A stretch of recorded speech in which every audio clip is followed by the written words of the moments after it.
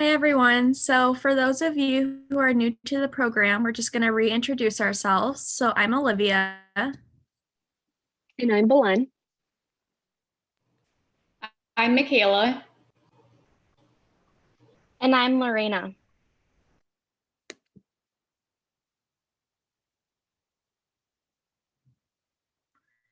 So at this time, we're going to have the staff administer the pretest.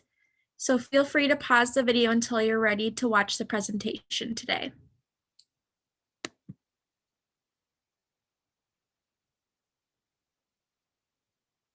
And then today we're going to be talking about periodontal disease. So before we get started, I would like to go over some common periodontal terms. The first thing is alveolar bone. Alveolar bone is basically a ridge of bone that contains your tooth sockets. Then we have pocket depths, which are the spaces between the tooth and the gums. And lastly, gingival tissue, which is just another term for your gums. So what does a healthy mouth look like?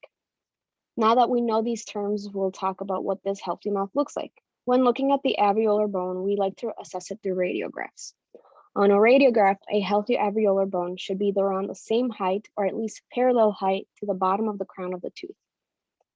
Bleeding is a big indicator for irritation or infection in the gingival tissue, so it is healthier to not have any bleeding gums.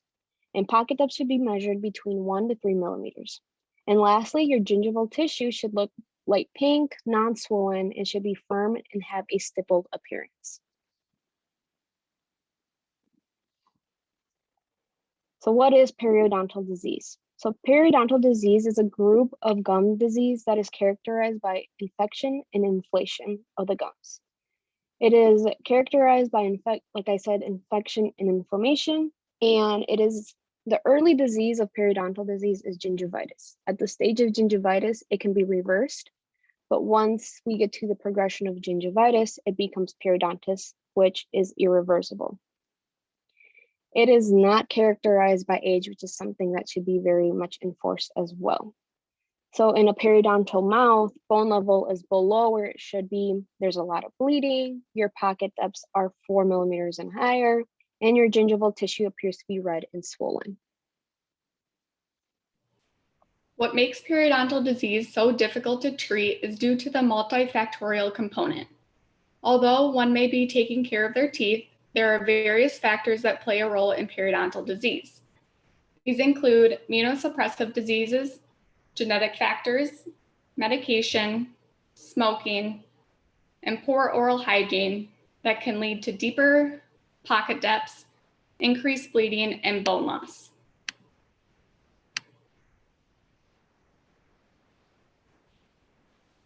Once tooth loss occurs, it can have consequences on the remaining teeth and a person's well-being.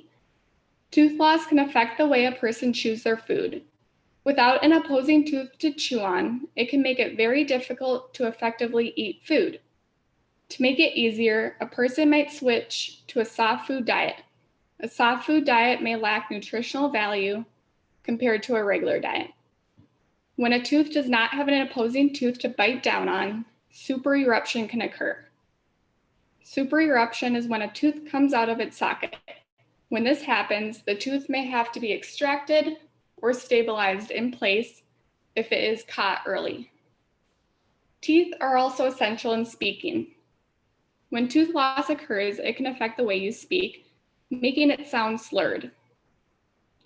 Tooth loss can also change the shape of your facial structure. A person's face may appear collapsed, causing the mouth and cheeks to sink in, sag, and shrink.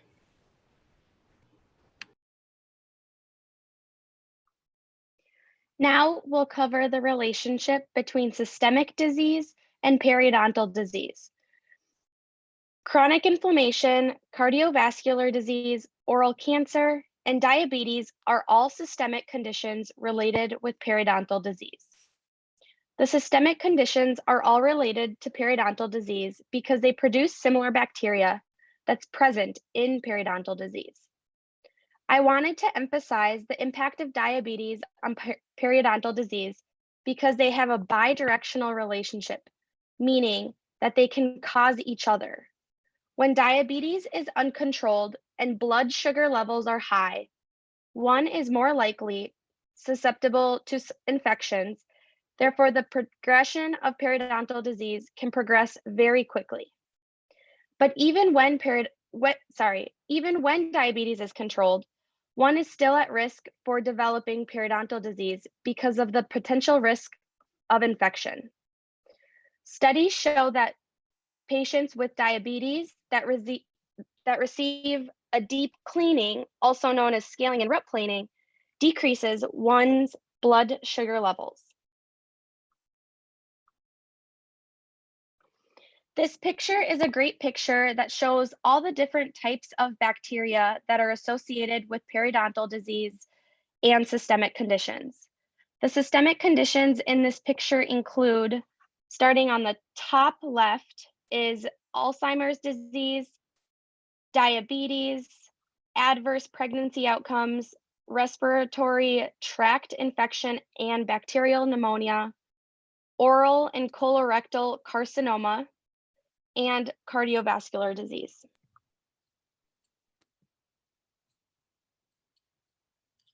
So the main preventative source against periodontal disease is an adequate home care routine. This involves brushing twice a day for 2 to 3 minutes, flossing, and using an antimicrobial mouth rinse. An antimicrobial mouth rinse is especially helpful in reducing the amount of disease-causing bacteria in the mouth. It is also very important you are visiting your dentist twice a year to get a proper cleaning.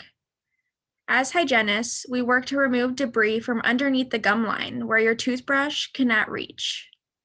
If the debris is not removed, inflammation can occur and the process of disease can become initiated.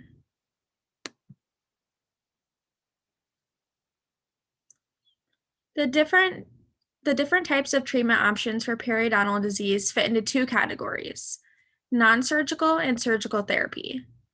Scaling and root planing, a type of non-surgical therapy, is the gold standard treatment for periodontal disease treatment. Scaling and root planing is the removal of debris and bacteria in deep pockets with the hopes to reduce the size of the pocket depth, allow for better attachment of the gums to the tooth, and to reduce bleeding. Surgical therapy is performed if non-surgical therapy does not work properly. Surgical therapy is also sometimes performed as the initial treatment for patients with chronic periodontal disease and extreme deep pockets. There are many different types of surgical therapy options, and they all depend on the extent of disease present. Thank you all for listening to our recorded lecture today. Make sure to write down any questions or comments you might have, and we will answer them on our next and final meeting on March 17th.